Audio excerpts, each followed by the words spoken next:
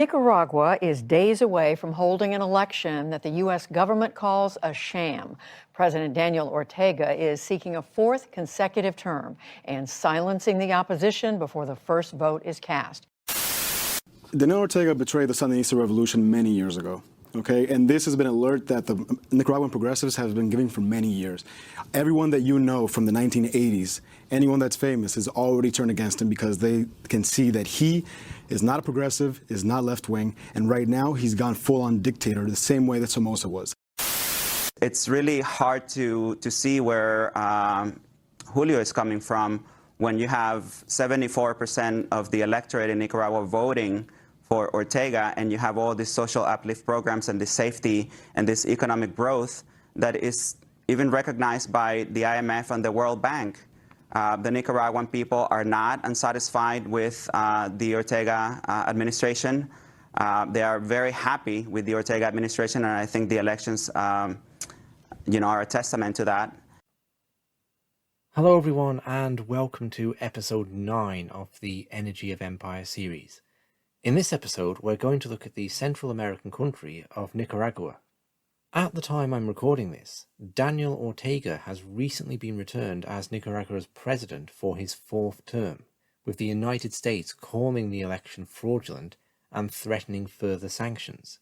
Whilst this is a commonly held opinion, you also heard in the opening clips a dissenting voice from the political left, proposing that Ortega is a hero fighting US imperialism. How did we get to this situation? To understand, we'll have to go back to 1908. After centuries of Spanish rule, and a brief period as part of the United Provinces of Central America, Nicaragua became an independent country in 1838, with the British Empire maintaining a presence on its eastern coast. An American pirate called William Walker took over the country for a brief period in the 1850s, invading with an army of privateers and declaring himself president. It didn't end well. At the turn of the 20th century, Jose Santos Zelaya was president and enjoyed good relations with the United States. It looked like Nicaragua would be the home of the canal that ended up in Panama. This seems counterintuitive, given the relative width of the two countries, but Nicaragua's terrain was more suitable and a large lake cut down on the necessary size. Indeed, the country may become home to such a canal yet, with the Chinese currently involved in a project there. Panama's choice as the location did not diminish the strategic importance of Nicaragua. On the contrary, it heightened it. It now became imperative to ensure Nicaragua, backed by a European power, did not construct an alternative to the United States Canal in Panama. Zelaya had unified the Nicaraguan nation, getting the British to withdraw from their eastern ports. This caused a vacuum that American business interests sought to fill, with companies purchasing exclusive logging and mining agreements. When some of these companies inevitably fell out with the government, they went to the US State Department seeking help. During the presidency of Theodore Roosevelt, who seemed to like Zelaya, these complaints fell on deaf ears. They found greater reception during the succeeding administration of William Howard Taft. Taft was not an ideological imperialist the way Roosevelt had been. A bit like Grover Cleveland, he was influenced by American business interests and willing to take action abroad to support them. Taft's Secretary of State, Philander Knox, had been a corporate lawyer and represented the La Luz and Los Angeles mining company. It held a gold mining concession in Nicaragua that Zelaya was threatening to revoke. Another American businessman who got into conflict with Zelaya was lumber merchant George Emery. Emery violated the terms of his agreement by neglecting to build a railway line or replenish the trees he was cutting down. When the State Department protested on his behalf, Zelaya settled the matter amicably, revoking the concession and compensating Emery. Zelaya then committed the sin of borrowing money from European banks to finance a railroad project, an action totally unacceptable to the United States government. Philander Knox initiated a propaganda campaign in the media to turn Americans against Zelaya by painting him as a medieval despot, to quote President Taft. American businessmen then orchestrated a revolution, declaring Provincial Governor General Juan Jose Estrada to be the new president. they funded a militia which unsuccessfully marched on the capital of Managua. Just had been the case a generation before, with the privateer William Walker seeking glory in Nicaragua, the revolution also attracted mercenaries from the United States. Two of these mercenaries, Leroy Cannon and Leonard Gross, were captured after attempting to blow up a ship full of Nicaraguan soldiers. They were duly executed by firing squad. Secretary of State Knox seized this incident to paint Zelaya as a war criminal, issuing a legal opinion that because Estrada's rebellion had given his men the stature of belligerents, Cannon and Gross should have been entitled to prisoner of war status.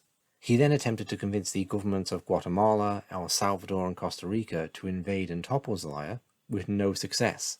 The United States then broke relations with the Nicaraguan government and assembled Marines in Panama, the first use of that country as an overseas staging area to project imperial power. Unable to negotiate, Zelaya resigned and went into exile.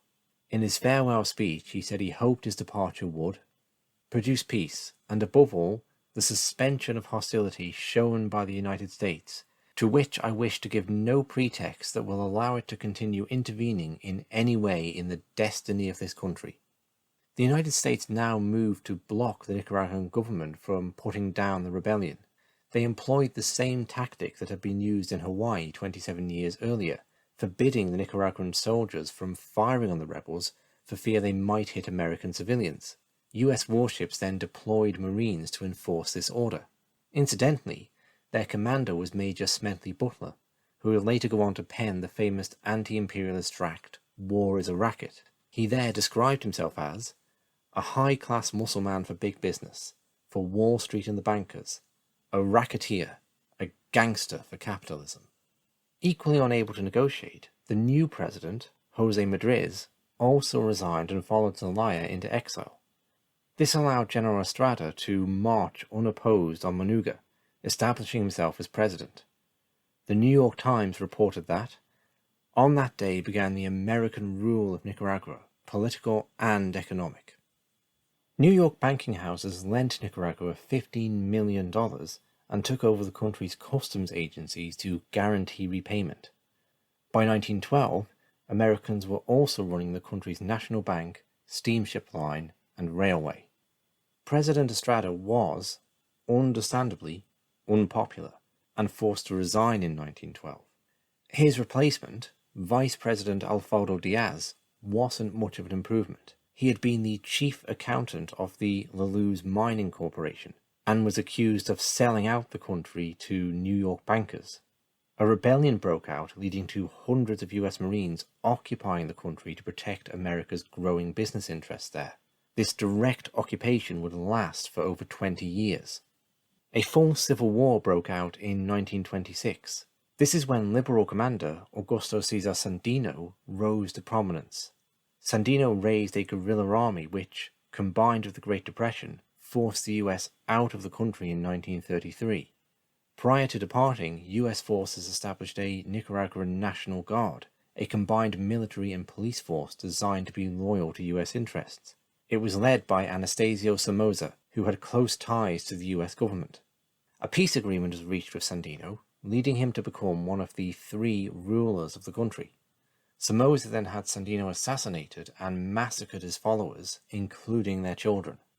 By 1937, Somoza had taken full control of Nicaragua and ruled until 1956, when he was shot by a poet. His sons then ruled until the revolution in 1979. To give a sense of what this rule was like, I'll play a clip from the John Pilger documentary, Nicaragua, A Nation's Right to Survive. There was a calypso sung in American nightclubs in the 1940s that began like this. A guy asked the dictator if he had any farms. The dictator said he had only one. It was Nicaragua. Anastasio Somoza founded a dynasty that ran Nicaragua like a family business for 44 years. The Somozas owned almost half of all the arable land in Nicaragua.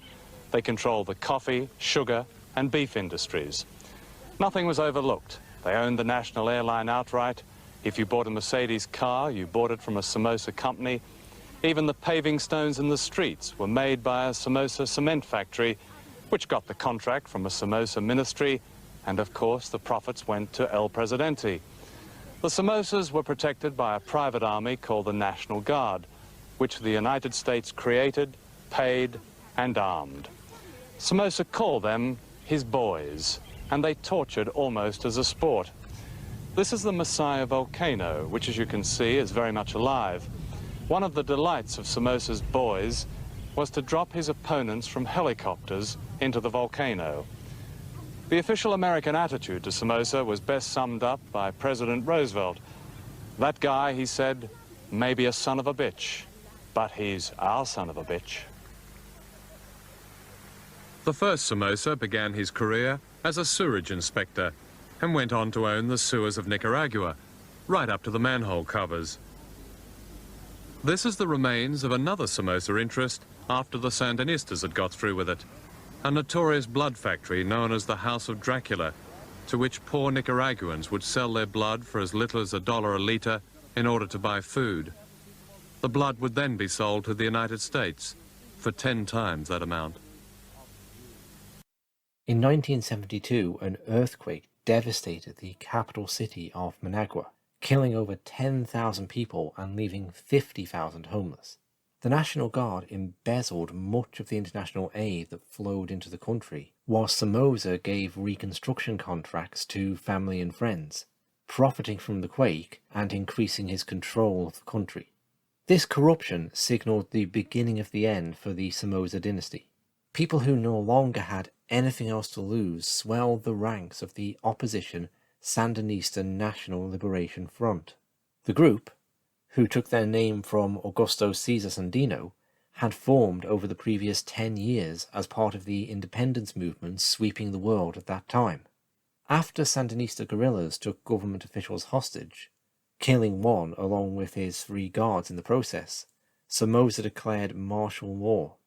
The National Guard began to raze villages and massacre civilians suspected of supporting the rebels. Human rights groups condemned the actions, but US President Gerald Ford refused to break the alliance. The country tipped into full-scale civil war with the 1978 murder of Pedro Chamorro, a journalist who had been critical of the regime. Ironically, a businessman who Chamorro had criticized was later tried and convicted in absentia for the murder, so it might not actually have been Somoza behind it. There was a particular incident where a National Guardsman was caught on camera cold-bloodedly executing ABC journalist Bill Stewart. This, combined with Somoza's general brutality and increasing loss of control of the country, caused the Carter administration to withdraw military aid. When Somoza fled the country, he authored a book called Nicaragua Betrayed. It's surprisingly hard to get a copy of, so I haven't read it, but from what I can ascertain, Somoza blamed Jimmy Carter for his downfall, along with a US State Department he believed to be packed full of closeted communists. This narrative was picked up upon by right-wing conspiracists in the United States, who believe in a Moscow-centered communist octopus spreading its tentacles across the globe. It found a place on their shelves next to similar apologetic efforts about Iran's Reza Pahlavi Shah and Chile's Augusto Pinochet. In reality, the Carter administration did not welcome the left-wing Sandinistas coming into power. Carter authorized covert CIA support for the press and labor unions in Nicaragua in an attempt to create a moderate alternative to them.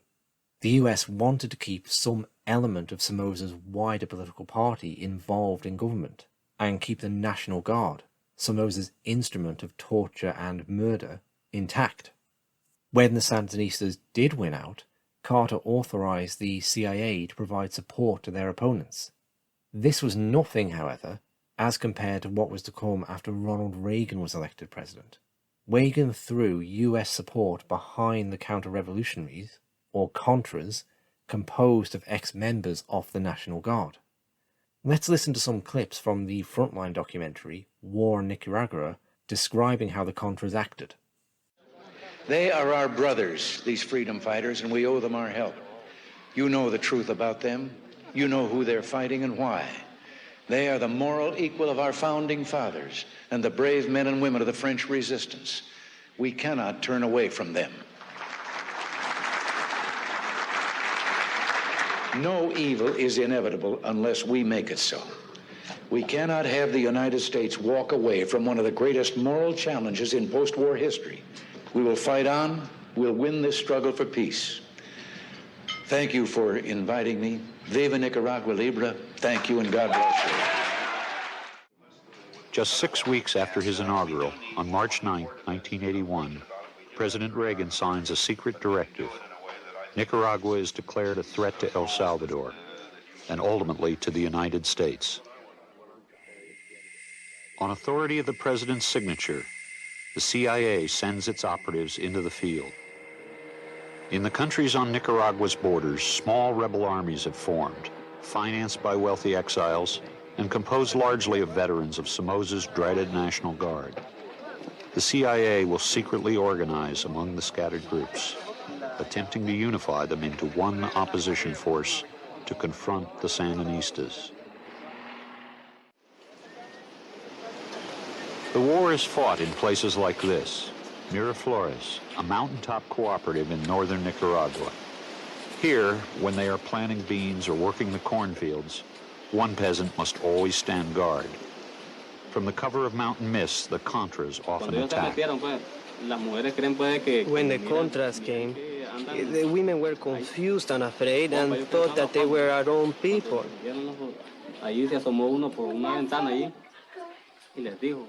One of the Contras looked into a window in the house where the women were hiding. He probably thought that the guards were inside, so he threw a grenade through the window. He killed 5 people altogether, including 2 children and a teacher.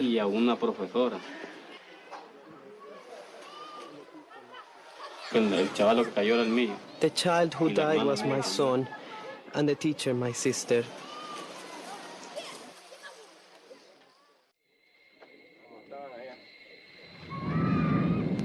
Within 6 months, by the summer of 1982, the nature of this war is clear.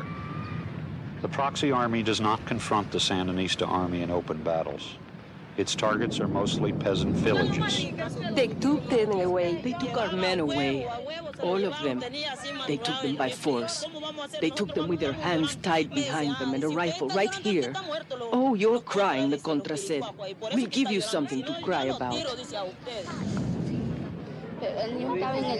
My baby was in the nursery, and the one who was taking care of her was wounded. And when they tried to kill her, they killed the baby. That's the worst part of what they're doing, killing innocent children who don't know anything.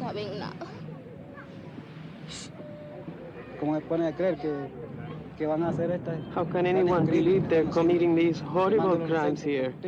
Burning our farmlands, killing our children, killing our friends. In Washington, this is called low-intensity warfare. It is quite different from the way the U.S. fought in Vietnam. The targets of the attacks include rural health clinics, schools, and farm cooperatives. Nicaragua now recognizes it is at war with the United States, although there are no American soldiers in the field and no declaration of war by the U.S. Congress. Nicaragua and its army cannot be allowed to win, so the CIA escalates the war, taking a direct role in the aggression. From a mothership off the coast, the agency conducts its own attacks.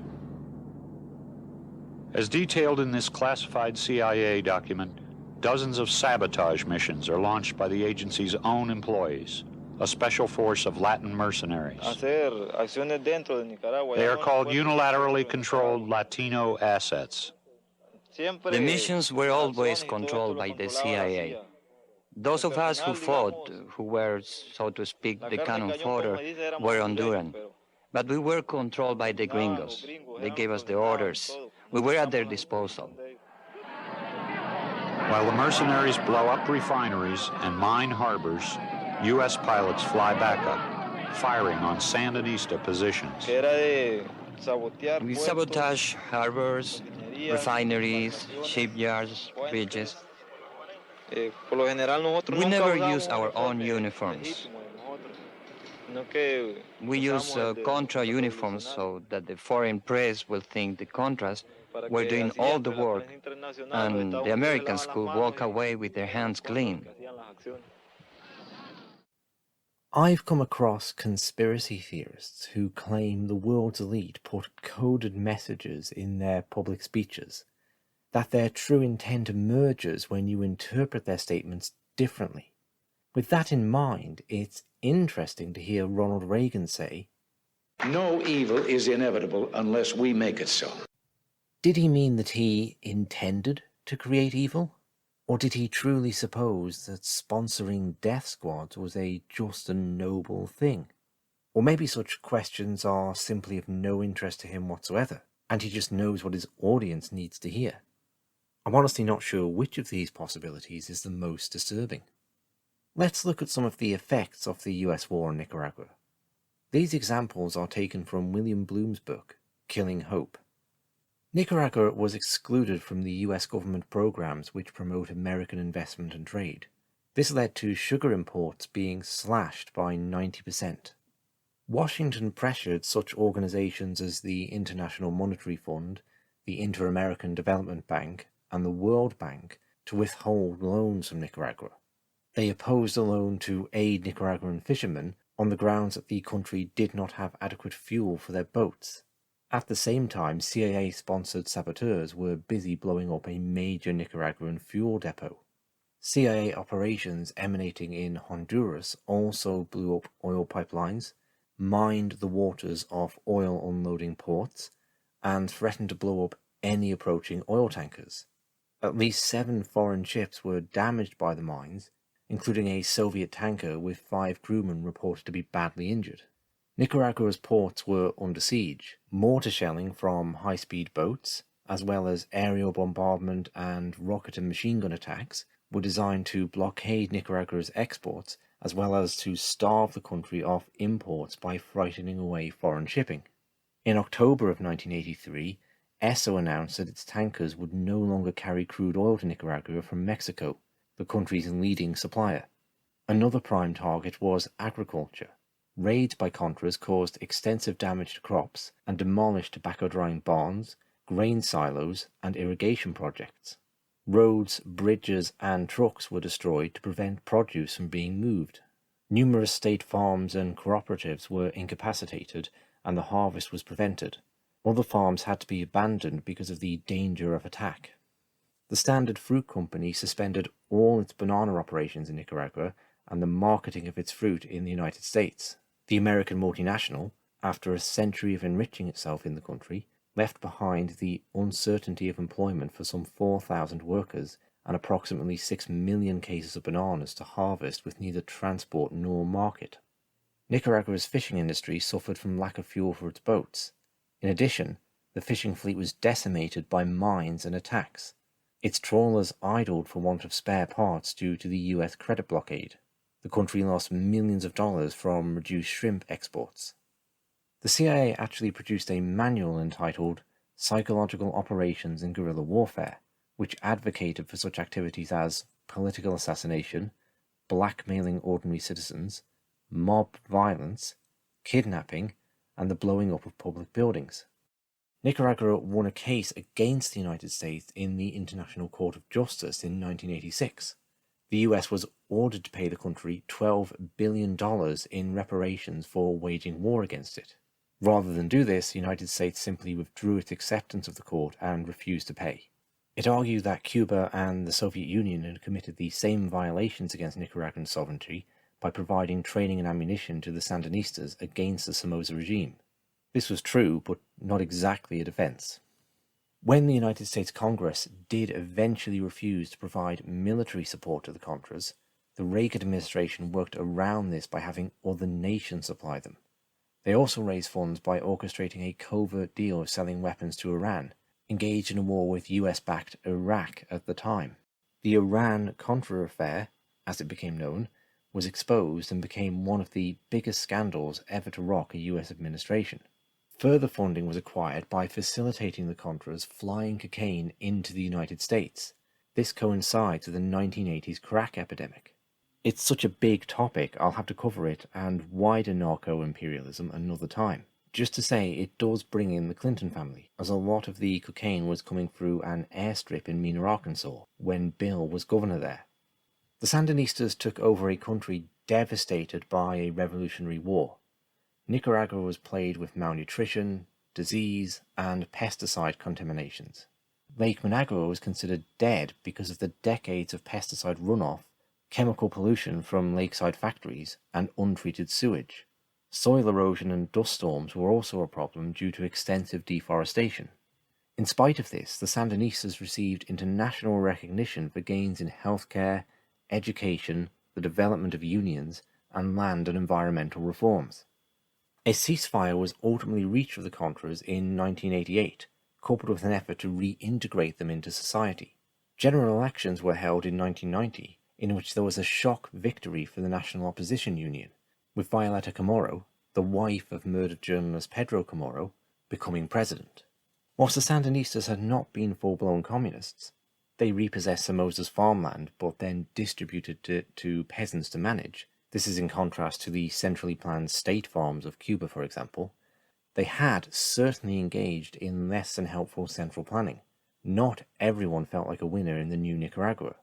Whilst this was a factor in their electoral defeat, the central fact remains that no country could sustain the economic and military warfare waged against it by the world's superpower. In spite of the ceasefire of the Contras being signed, the United States' economic embargo remained. Nicaraguans felt the war would never end while Sandinistas remained in power. It is perhaps also a factor that the US invaded Panama just 2 months prior to the election. It's hard to think this wouldn't have influenced Nicaraguans not wanting to see such a humanitarian intervention in their own country. Sure enough, the US embargo was lifted 1 month after the electoral defeat. This led to 16 years of what's described as centre-right rule, where a lot of the nationalised industries were privatised again. Then in 2006, Sandinista Daniel Ortega returned to the presidency, where he remains to this day. This is where things become challenging to decipher. Ortega is denounced across the media spectrum as an oppressive dictator. He stands accused of abolishing term limits, centralising power, frauding elections, and enacting massive violence, leading to hundreds of deaths, against protesters. It seems like a classic case of power corrupting and a man becoming that which he once fought against. On the other hand, there are left-wing journalists who point to Ortega's overwhelming popularity and blame the violence of recent years not on the regime, but rather a re-emergence of the US-backed Contras. Given the history of the country, who could not at least take these claims seriously?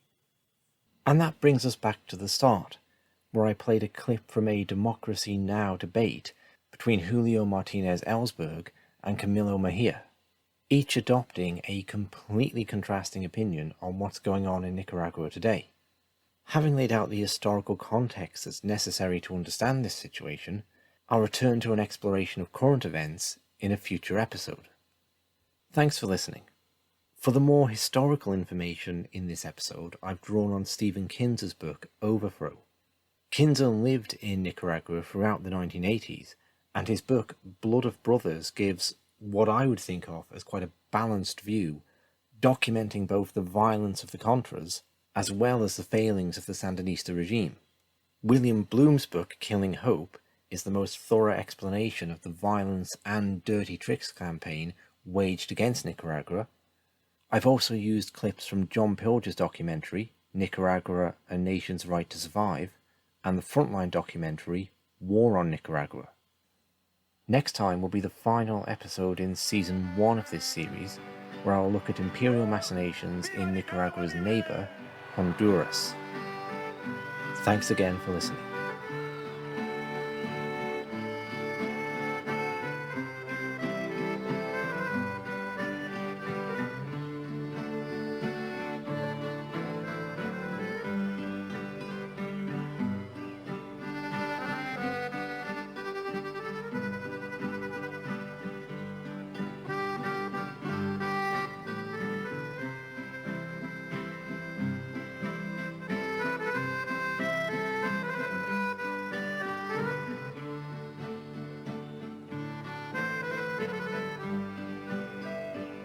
cantando todos. Ay, Nicaragua, Nicaragüita. Ese es el pueblo de Nicaragua, la flor más linda de mi querer.